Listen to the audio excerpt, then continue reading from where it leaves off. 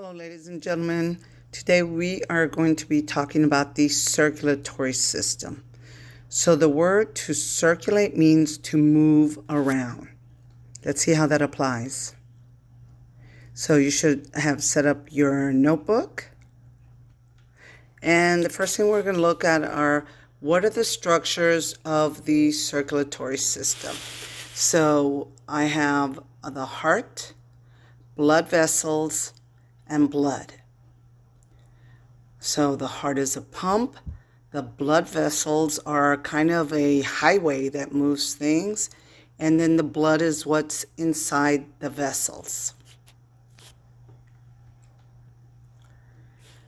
So the function of those things working together is, or one of them, is that the blood carries oxygen and nutrients are just food, to all the cells of your body. So they deliver food, water, oxygen, and in turn, it also takes away the waste that the cell made. And that movement of that blood can only happen because your heart is beating and moving the blood around your body. So the heart is beating, the blood is moving, taking nutrients, oxygen, to the cells, and then taking the waste away. So here are some graphics that kind of show all of these things. In this first one, we have just a graphic showing us the heart. But all these things you see in red are all the venous system of the body. In this other graphic here is showing how in the veins and arteries we find the red blood cell. Within the heart and the venous system, again, we have those red blood cells being moved around. And even within the blood system, there are several types of different cells that are actually moved around. So we have, in general, red blood cells and then white blood cells. And then this last graphic we have over here, let me scoot it all over, shows us again that the heart, the arteries and veins, and then the blood within them are what make up this system. This graphic here of capillary. Capillary are the smallest little blood vessels that you have in your body.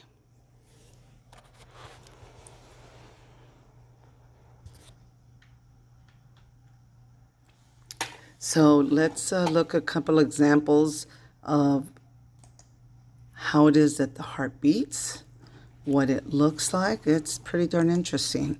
And remember, this is an organ that is working every day of your life. Since before, you look like a human, your heart was already beating in your mom's uterus.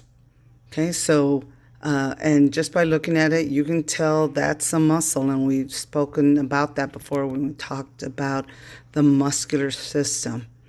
And this video is pretty cool. It's a little lengthy, so I am not going to play it all, but you are welcome to go into the notes and play this video, which shows the heart beating. It'll become kind of crystallized like that. You can get an inside view. And here we go again, where it's kind of covered again. But it is this beating that moves the blood throughout your body. The blood goes inside of the heart, and it pretty much just pushes it out and sends it to the body. And it pushes it out because it's already gone to the lungs and gotten oxygen. Now the heart wants to push it to the rest of the body, so it can become oxygenated as well.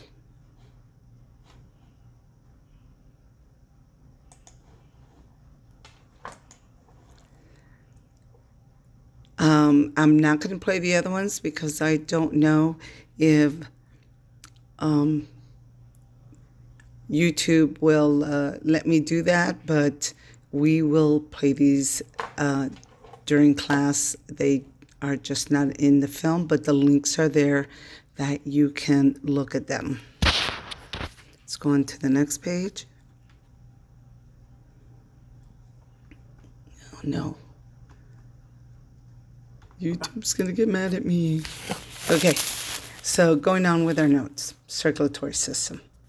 So we said the first function is simply that by pumping, the blood moves your heart moves your blood around, and the blood is carrying all kinds of stuff meant for your cells to keep them alive. But the other thing that your blood carries are what we call white blood cells. They help you fight disease, and they're constantly traveling around your body just looking for trouble. They look for foreign invaders like bacteria, viruses, even parasites. And when they find them, they launch what is called an immune attack. Their objective is to kill whatever that is. If its DNA doesn't match your DNA, then it's an enemy of your body, and your white blood cells mount an attack to keep you healthy. So we can see in some of these graphics, this might be a bacteria, and your white blood cells surrounded, and they will pretty much kind of just melt it and get rid of it.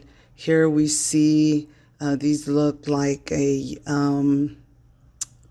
virus of some kind because these are receptors, and we see white blood cells out to get them. Some red blood cells as well, but the red blood cells do not help you fight infection.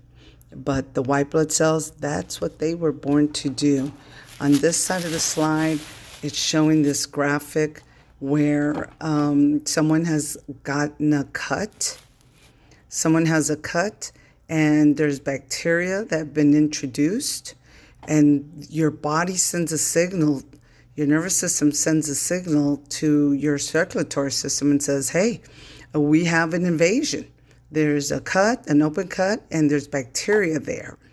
And then your white blood cells, they leave the arteries or veins and go into that area where the bacteria is, and they literally gobble up the bacteria to get rid of it. And really what they're doing is that they're dissolving. And here's an example of that in this graphic up here. The white blood cell, a phagocyte, makes this these kind of pseudo arms, pseudopodia, that engulf the bacteria, and then it's going to digest it. It's got its own types of enzymes that will do that. But again, the white blood cells are meant to attack anything that has, this could be pollen, this could be a virus, a fungus.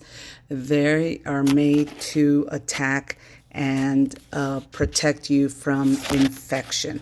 So that is another role of the circulatory system. Our next section talks about the interaction with other systems. So we've already spoken about the skeletal system, and we now know that bone marrow is where the blood is made. So the blood that is made in the bone marrow eventually leaves the bone and goes into the circulatory system. So it is the circulatory system that picks up those new blood cells and takes them for a ride around your body, picking up oxygen at the lungs, dropping it off at the cells. And here's a couple of examples of that. So here's the bone. The marrow is the soft part inside, and the cells are made there. Now, stem cells are very unique cells because they can become any other kind of cell. They can become any one of these three cells. It just depends what you need. If it turns out that you've got some terrible infection and you need white blood cells to help fight it, then these stem cells will make themselves into white blood cells. If you need more oxygen going to your body, then those stem cells will become that. So stem cells are very unique, and we see the same kind of thing here. Here's our bone marrow making blood, but then we get a stem cell, and it could become any one of these 3 different cells. And again, so we're moving from the skeletal system into the circulatory system. This picture tells us the same thing here in the marrow of the bone. The white blood cells, red blood cells, and platelets are made. And once they are made, then they're going to be picked up and carried into your veins or arteries so they can start circulating throughout your body. And this one, I just thought it was cool, the way that skeletal system is covered with those veins and arteries. Remember that bones are living things, so they do require those veins and arteries to bring nutrients and to get rid of waste. And then the last interaction I have there is the digestive system. It says the digestive system breaks down food and takes out the needed nutrients. So it keeps what your body might need. Then those nutrients, that food, that water, it's going to go into your bloodstream and now taken to feed your cells. And, the Uber that they're going to take is the circulatory system. It is circulating. It is moving around your body. And as it's moving, it moves because it's there to drop off oxygen or, food, nutrients, water, and to take away the waste that the cell made. So we see here in this picture that the stomach is covered with all kinds of veins and arteries that are dropping off oxygen and stuff to the stomach, but it's also picking up the nutrients that the stomach is making for the organism's body. In this case, it looks like a human body. The other way that the digestive system and circulatory system tie in is that the inside of your intestines, they're not just smooth. I know we call it smooth muscle, but they actually have all these little, they actually have all these little fingers. They have all these little fingers called villi. And within all these, and so that helps move your food through your digestive system. These little finger-like projections. And within every one of those little fingers, you have a series of blood vessels, okay? The red are bringing oxygen and nutrients. The blue is taking away waste. So these two systems are very tied together. The food is taken out, the nutrients are taken out of the food at this point, and then the circulatory system is the Uber that delivers it to the rest of your body. Okay, and that is our end of our circulatory system, and we will be covering digestive system tomorrow. Alrighty, bye-bye.